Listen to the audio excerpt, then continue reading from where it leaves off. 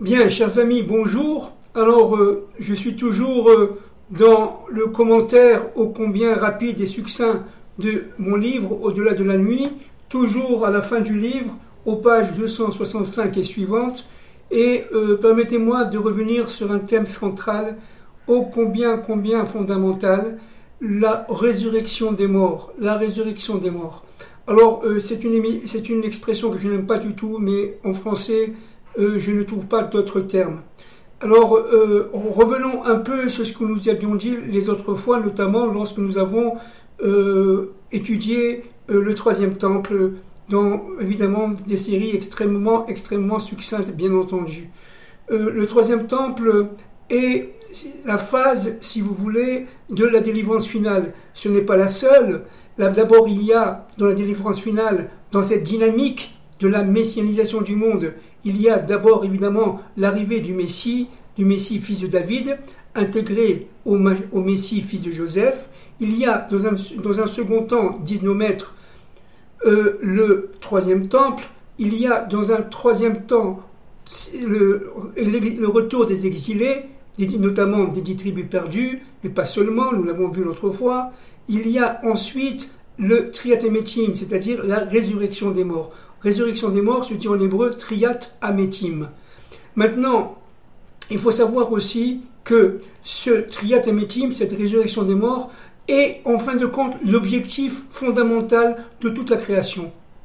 Le Rabbi de Lubavitch, de mémoire bénie, n'est-ce pas, le Rav Schneerson, avait fait un commentaire extrêmement puissant avec dans son Mahamar à partir du Zohar.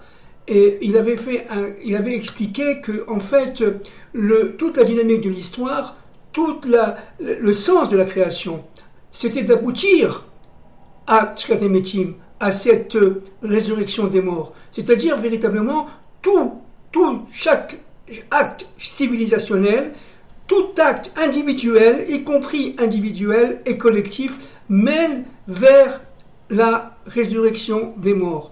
Alors, j'avais dit aussi que le troisième temple était le temple du Emet, c'était le temple de l'unité. Il ne peut pas y avoir de vérité, Emet, sans unité. Unité de Dieu et sa reconnaissance, unité du peuple d'Israël et sa reconnaissance par les nations, et unité du couple Israël-nation. C'est l'unité qui est fondamentale et qui est, si vous voulez, condition sine qua non au retour par le retour d'Israël sur sa terre, au retour, si vous voulez, par la délivrance de Dieu, maître de l'histoire. Vous comprenez? Et cette dynamique fondamentale de l'histoire, n'est-ce pas, qui prend son sens à chaque phénomène, qui soit des phénomènes microscopiques comme des phénomènes macroscopiques, à chaque élément de cette histoire correspond une volonté. Il y a une volonté. Et cette volonté, elle se trouve partout, dit le Zohar. Absolument partout. Si, c'est le Zohar, hein, je peux le citer, c'est le Rav, dans le Zohar, le Rav Iria, qui se trouve à l'entrée d'une ville qu'on appelle Usha. C'est le Zohar. Et tout à coup, il y a un oiseau qui s'envole, qui va vers lui.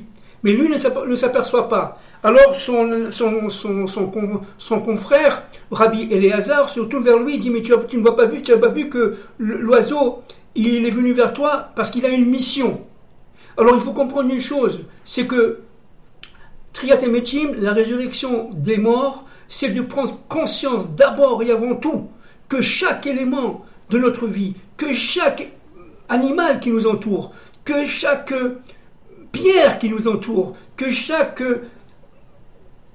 arbre qui est dans la nature, tout cela fait partie d'une volonté suprême, volonté de Dieu. Et donc, si la mouche elle vient sur votre front, et pas sur le mien, il faut que vous compreniez. Si vous êtes entre guillemets mort, en exil, parce que l'exil c'est la mort, alors à partir de ce moment-là, vous ne comprendrez pas. Vous êtes venu parce que, tout simplement, il s'est sauvé, il s'est posé, il était fatigué, il a voulu, se nourrir de quelque chose, etc. En fin de compte, il est venu parce qu'il a reçu l'ordre par un ange par les mondes supérieurs, de venir vers vous. Et c'est pareil pour la pierre. C'est pareil pour la pierre. Lorsque Moshe a frappé la pierre pour qu'elle sorte de l'eau, c'est-à-dire que quoi? Dans la pierre, il y a de l'eau? Eh bien, dans ce monde-là, dans le monde qui est surnaturel, au-delà de la nature, n'est-ce pas? Qui est dans le monde du triatamétim, eh bien oui, de la pierre peuvent sortir de l'eau. Et si le serpent vient vers vous, c'est qu'il a reçu l'ordre de venir vers vous, chas v'sholom, que Dieu nous en préserve, pour vous blesser, voire plus. Tout a un sens, tout a un sens. Le bâton de Aaron, le bâton de Moshe, lorsque Dieu se révèle à Moshe pour aller voir le pharaon, il lui dit prends ton bâton et jette-le, ça devient un serpent. Mais comment qu'un bâton peut devenir serpent? Un bâton, c'est du bois. Comment que le bois peut devenir vie? Parce que le bois vit. Et le bois reçoit les ordres. Et il devient serpent. Et les sorciers qui savaient ça, les sorciers du pharaon qui savaient ça, prirent aussi un bâton et en firent un serpent. En fin de compte, dit le Zohar, c'est un crocodile. C'est pas tout à fait un serpent, même si c'est écrit serpent dans la Torah. Mais en fin de compte, serpent, ça veut dire un dieu égyptien. Et le crocodile était un dieu égyptien. Pharaon se prenait pour le crocodile du Nil. Donc, je vais faire la parenthèse. Donc, le serpent de Moïse va manger le serpent de Pharaon, des sorciers de Pharaon. C'est-à-dire que... Et le serpent redevient bâton. Là, les sorciers ne comprennent pas. Les sorciers de Pharaon ne comprennent pas parce qu'ils étaient dans le monde inversé, au monde de Dieu. Mais ils utilisaient les forces, qui étaient des forces inversées. Parce que quand Adam a fait la faute, n'est-ce pas, les forces d'Adam se sont inversées. Si vous avez, qu'on a dit de nombreuses fois, vous avez Adam qui est évidemment un être qui fait le lien entre le ciel et la terre, mais si il a fait la faute, et lorsqu'il a fait la faute avec Rava, n'est-ce pas, eh bien automatiquement, cette force-là va s'inverser. C'est-à-dire tous les attributs d'Adam vont se retrouver dans ce monde-là, mais inversés, dans le monde du mal, dans le monde de l'obscurité, dans le monde de l'impureté. Donc, il faut comprendre un point fondamental, n'est-ce pas? Toute chose, je dis bien toute chose, quel que soit l'élément, que ce soit l'élément animal, végétal, etc., gazeux, etc., tout élément est envoyé par Dieu, est un intermédiaire entre Dieu et l'homme. Donc, arriver à cette perception-là, c'est revenir à la vie. C'est revenir à ce qu'on appelle la résurrection. Vous voyez, donc, résultat, on est tous en exil, qu'on soit juif ou non juif. On est tous en exil. On est incapable de comprendre pourquoi l'abeille a piqué mon fils et pas ma fille. Alors évidemment, comme on vit dans l'extériorité, c'est parce qu'elle l'a attaqué, parce qu'elle a couru, il a eu peur, bon, peu importe. Mais en fin de compte, qu'est-ce qui se passe? C'est dans l'histoire de votre fils ou dans l'histoire de votre fille, il a fallu qu'à un moment donné, une abeille vienne pour piquer cet enfant. Et ça, c'est le monde de Triatamétim. Vous voyez qu'aujourd'hui, dans notre exil, qui est un exil très profond, surtout aujourd'hui, à notre génération, nous sommes tous en exil. Et bien le troisième temple, c'est la phase préparatoire à la sortie de cet exil. Véritable, ce qu'on appelle la délivrance finale. Le troisième temple, c'est le Hémet. C'est le Hémet. C'est la capacité de dévoiler la vérité. Encore une fois, personne n'a la vérité vraie, si ce n'est que Dieu. Dieu seul a la vérité vraie. Mais cette vérité dans notre monde, elle est éclatée en de nombreuses vérités, au pluriel. Et cela, j'allais dire, presque à l'infini. Et le troisième temple va réunir les 600 000 étincelles d'Adam Arishon qui sont tombées au niveau des pieds, on l'a déjà vu de nombreuses fois, n'est-ce pas? Ça veut dire au niveau de la Malchoute, au niveau de notre monde. Et le troisième temple va les rassembler, voyez, va les regrouper, va les réédifier, de manière à ce que cet assemblage va former une unité. C'est-à-dire que chaque étincelle sera complémentaire à l'autre. Chaque vie, individuelle comme collective, est une étincelle. C'est-à-dire une lumière. Et le troisième temple va nous donner le sens global et individuel de cette lumière. De cette lumière. C'est-à-dire qu'en fin de compte, tant qu'on n'est pas rentré dans le Hémet, on est mort. C'est-à-dire que dans le Hémet, on l'a déjà dit de nombreuses fois, notamment lorsque j'ai parlé du troisième temple, vous avez la lettre Aleph, la lettre Mem, la lettre Tav. Hémet. Vous voyez, si tu ne rentres pas dans le Aleph ça veut dire l'unité, c'est la première lettre de l'alphabet hébraïque, eh bien, si tu ne rentres pas dans le Hémet, dans le Aleph, pardon, tu es mort. Met, ça veut dire mort. Alors, qu'est-ce que c'est qu'un mort? Un mort, c'est quelqu'un qui n'a pas la capacité de comprendre qu'il y a un plan secret derrière notre vie. Qu'il y a une volonté cachée, extrêmement cachée, et plus on est impur, et plus cette vérité se cache.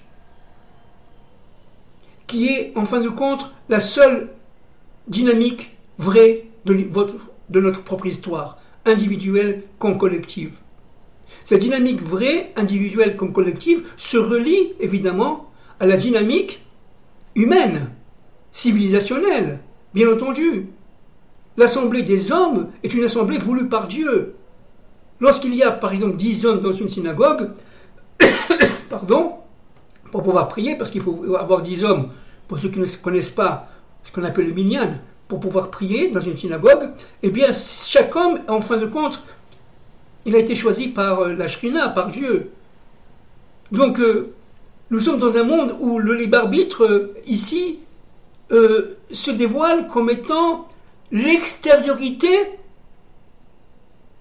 de l'activité humaine, mais dans l'intériorité de l'activité humaine, dans notre fort intérieur, dans le premier table de la loi, il n'y a pas de libre arbitre.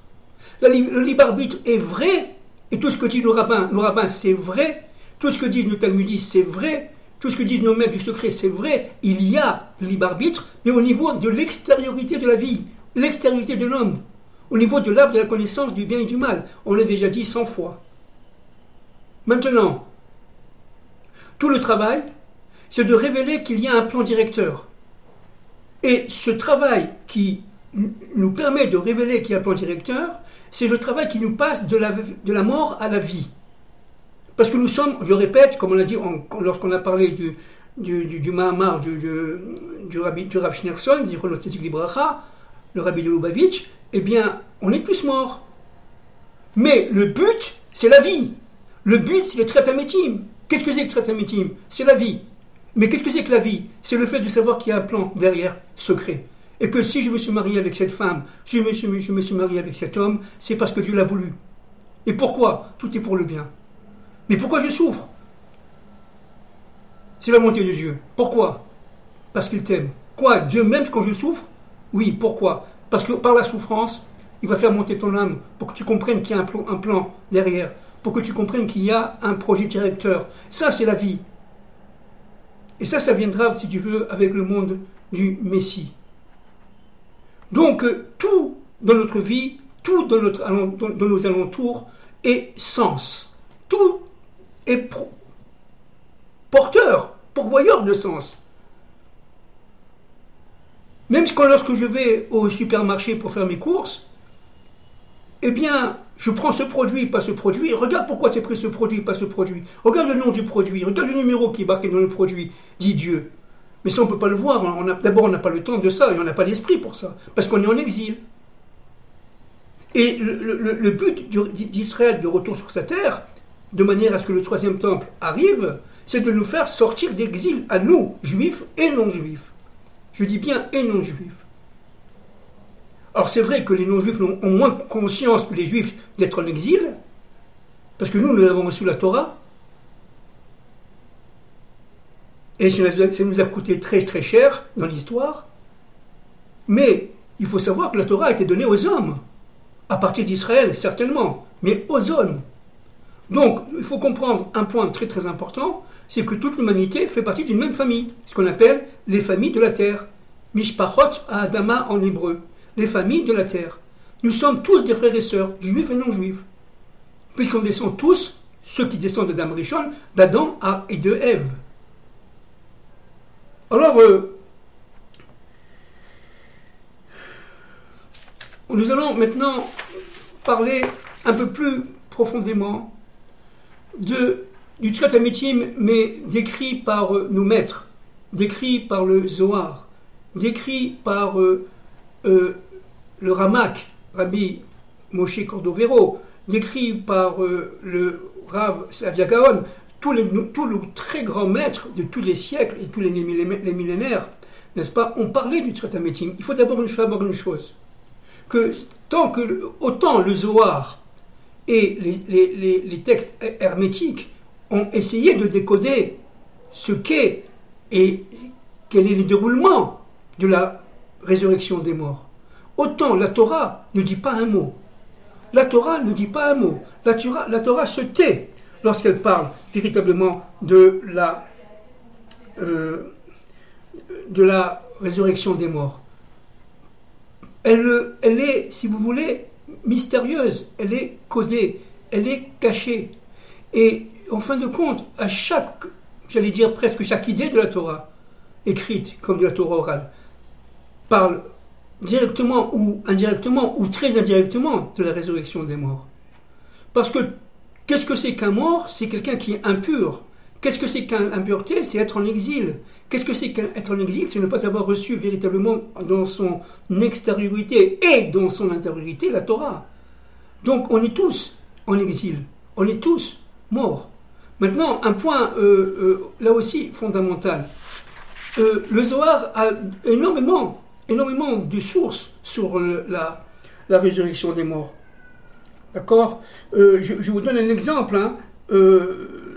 Dans la Gemara Maseret Sanhedrin, là c'est pas le Zohar, mais c'est la Gemara, c'est un exemple qui est tiré de la Gemara, mais le Zohar en parle aussi, n'est-ce pas? Rabbi Shimon, je cite, Rabbi Shimon ben Chalafta,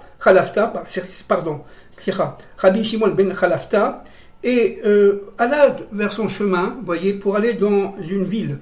Et c'est la Gemara Sanhedrin, n'est-ce pas? Et il vit des animaux féroces et très très menaçants. Il le regarda. Il savait très bien, parce qu'il était à un niveau très élevé, que si on est relié à Dieu, les animaux le savent. Ils n'attaquent pas. Ils n'attaquent pas. Mais il a vu quand même que si Dieu a envoyé des animaux sauvages contre lui, enfin disons en face de lui, c'est qu'il y a quand même quelqu'un qui a fait une faute. Voyez? Dans son environnement ou ailleurs. Et cette faute-là, elle a poussé, si vous voulez, les êtres célestes à envoyer des animaux féroces contre Rabbi Chalafta. Et donc il a dit, s'ils sont en face de moi, c'est que quelqu'un a fauté. Voyez comme on est tous frères et sœurs. Alors si c'est quelqu'un que je ne connais pas, si c'est que quelqu'un a fauté, alors moi je dois tout simplement réparer sa faute. Comment réparer sa faute? Alors je vais prier, je vais demander à Dieu de leur envoyer, parce que si ils rugissent, c'est qu'ils ont faim.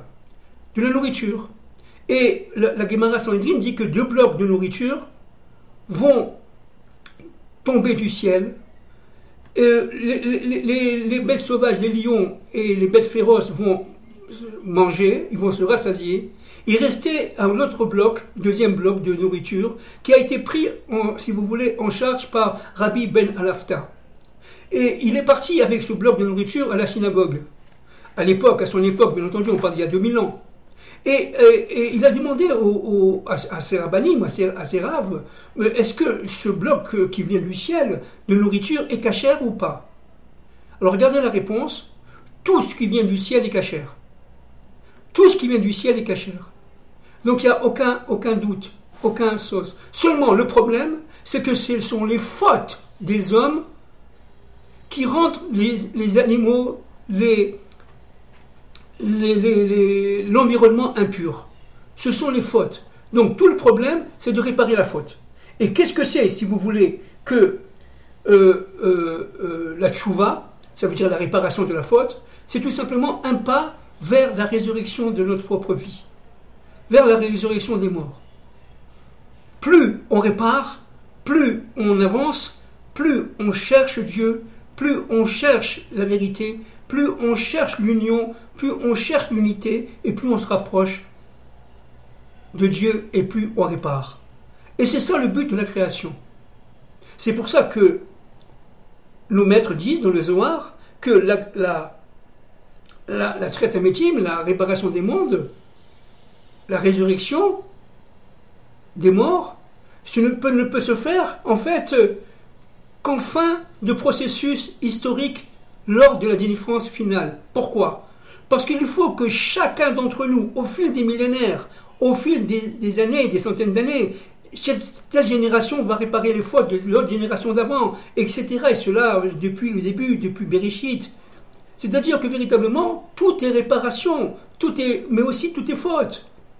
Et que lorsqu'on faute, eh bien, automatiquement, il faut réparer. Alors, on va réparer la faute de l'autre, qu'on ne connaît pas forcément, parce qu'on est tous frères. Qu'est-ce que c'est qu'une faute ? Eh bien, tout simplement, dans notre cours aujourd'hui, dans notre langage d'aujourd'hui, je dis bien d'aujourd'hui, la faute, c'est le contraire de la vérité. C'est-à-dire, c'est un voile qui nous permet de nous distancer de cette vérité-là. La faute, c'est un voile. C'est une épaisseur de couche d'impureté qui nous permet plus de voir la vérité. Donc, il faut retirer toutes ces fautes. C'est l'extériorité de l'homme qui faute. Vous comprenez ? Bien sûr. C'est pour ça dit le Zohar. Lorsque quelqu'un t'agresse, tu es très très très très agressé avec des jurons, des mensonges et honte, etc. Ne réagis pas. C'est très dur, mais ne réagis pas. Parce que cet homme ou cette femme a été envoyé par Dieu pour que tu te répares. Parce que si tu réagis, tu contribues à sa faute de t'avoir injurié et tout simplement, tu n'as pas réussi l'examen. Il faut absolument, c'est très dur, bien entendu, quand vous avez quelqu'un en face de vous qui vous injure, qui vous agresse, qui est violent avec vous, pour ne pas dire plus, le Zohar dit tais-toi. Parce que plus tu as la capacité de te taire, et plus tu es saint. Et plus tu es tout simplement proche d'Hachem. Parce que Hachem te l'a envoyé. Lui, il n'est pas venu comme ça, parce que tu lui as fait du mal. Ça, c'est l'extériorité. Il est venu parce qu'un ange a envoyé sur les ordres d'Hachem. Donc toi, tu ne réagis pas. Tu écoutes et tu fais semblant, tout simplement, de pardonner. Ou tu pardonnes vraiment. Parce que c'est pas de sa faute. Un roi mauvais, avant mauvais est tombé sur lui, se met à hurler contre toi. Votre femme vous dit mais pourquoi tu n'as pas fait la vaisselle, qu'est-ce qui se passe, etc. J'ai pas le temps, je dois aller travailler. On connaît tout ça. Calme-toi. C'est pas elle. C'est Dieu qui nous teste, qui nous met à l'épreuve. Et ce test, cette mise à l'épreuve, elle est absolument fondamentale. Vous allez me dire pourquoi elle est fondamentale ? Parce que tout simplement, ce que veut Dieu, c'est l'amour entre toi et ta femme. C'est l'amour entre toi et le prochain. C'est l'amour entre toi et ton groupe, entre toi et ta nation, etc. Dieu veut un acte d'amour. Et l'acte d'amour est conditionné par le silence, par la paix intérieure, par ce qu'on appelle l'apaisement. Voyez ? La sérénité. Chez nous, en hébreu, on dit la shlemut. Yerushalayim, vous voyez, Ir de la paix. La shlemut, c'est une ville qui a toujours été, entre parenthèses, subie à des violences terribles, mais c'est une ville de la paix.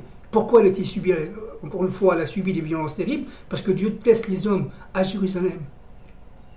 Ne réagis pas. Attends. Alors vous allez me dire qu'il faut se laisser tuer ? Pas du tout. Pas du tout. Jusqu'à un certain point.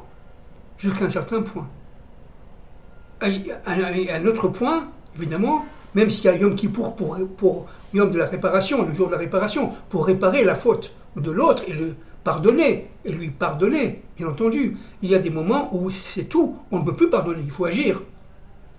Devant un ennemi, devant un Malek, il n'y a pas de pardon. Il y a l'action, c'est lui ou moi qui meurt. Vous comprenez ? C'est-à-dire que l'homme qui va à la guerre, il est à la guerre. Le soldat est là pour faire la guerre. Pas pour pardonner à l'autre. D'abord, dans un premier temps. Parce que la guerre, tout simplement, elle est source, en fait, de bénédiction. Si c'est une guerre cachère, si c'est une guerre de shalom, bien entendu, de paix, pas une guerre de domination ou de destruction. Donc, toute la création va selon sa volonté, selon son plan intérieur, selon une dynamique secrète de l'histoire individuelle, on l'a déjà dit de nombreuses fois, comme de l'histoire collective, comme de l'histoire des nations, comme de l'histoire universelle. Ce qui se passe aujourd'hui dans le monde, par exemple, ce qui se passe au Niger aujourd'hui, bien entendu, est intégré dans un plan d'histoire. Ce qui se passe en Ukraine aujourd'hui, bien entendu, est aussi intégré dans un plan d'histoire. Ce qui se passe en France aussi, l'arrivée de tel ou tel président est voulu par Dieu, mais seulement attention, il faut comprendre le plan de Dieu, il faut comprendre la volonté de Dieu. Il ne faut pas se dire, alors c'est voulu par Dieu, je ne fais rien. Pas du tout, pas du tout. Parce que si Dieu a envoyé ce président ou ce ministre, c'est pour que tu réagisses. C'est pour que tu réagisses, c'est une épreuve qui t'envoie. Vous voyez que c'est à la fois redoutable et c'est à la fois palpitant, exaltant. C'est génial. Tout prend son sens.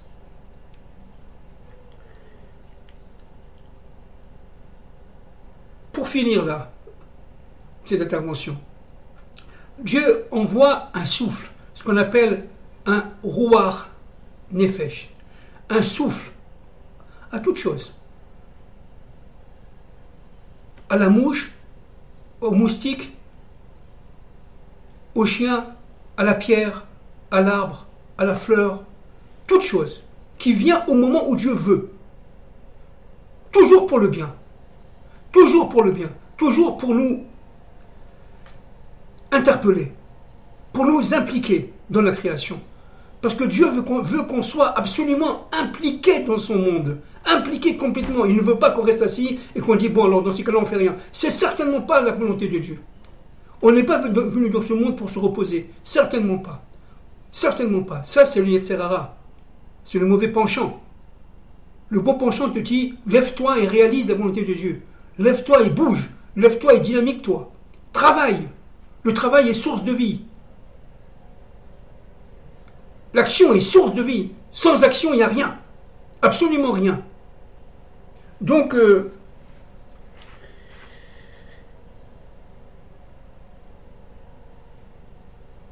voyez, Pharaon, pour finir là, Pharaon savait tout ça. Les experts de Pharaon étaient extrêmement portés vers les sciences occultes. Pharaon avait les connaissances, mais de l'impureté, à partir de cet Adam Arishon, inversé. Il ne pouvait pas comprendre Dieu. Pourquoi? Parce qu'un Dieu qui est intégré dans l'autre monde, dans le monde des crocodiles, parce que lui il se prenait pour le crocodile du Nil, on l'a dit tout à l'heure, eh bien c'est un monde qui n'existe pas, c'est pas possible. Il croyait au Dieu un, mais intégré dans une infinité de dieux. Vous voyez? Mais dire que tous ces dieux-là n'existent pas, et qu'il y a un seul Dieu qui domine tout, et que tous ces dieux-là sont des attributs du même Dieu, du Dieu un même de l'histoire, ça, il n'avait pas la capacité. Seul un Hébreu l'avait, parce qu'on descend d'Abraham, d'Isaac et de Jacob. Seul Moïse l'avait, mais Pharaon ne l'avait pas. Bien que le Pharaon de Joseph, qui était en recherche intérieure très très profonde, même il était extrêmement impur bien sûr, il était idolâtre, mais il était en recherche intérieure très très profonde. Il a compris qu'en Joseph il y avait quand même une force divine unitaire. Et il a demandé aux Égyptiens qui étaient, si vous voulez, prêts à le faire, de se circoncire. Pharaon a demandé aux Égyptiens d'aller selon la volonté de Joseph. Parce qu'il était en talir, en dynamique de sa propre connaissance, de sa propre histoire. Il voulait sortir de sa propre mort, de son propre exil. Il voulait participer à la résurrection des morts. Merci beaucoup.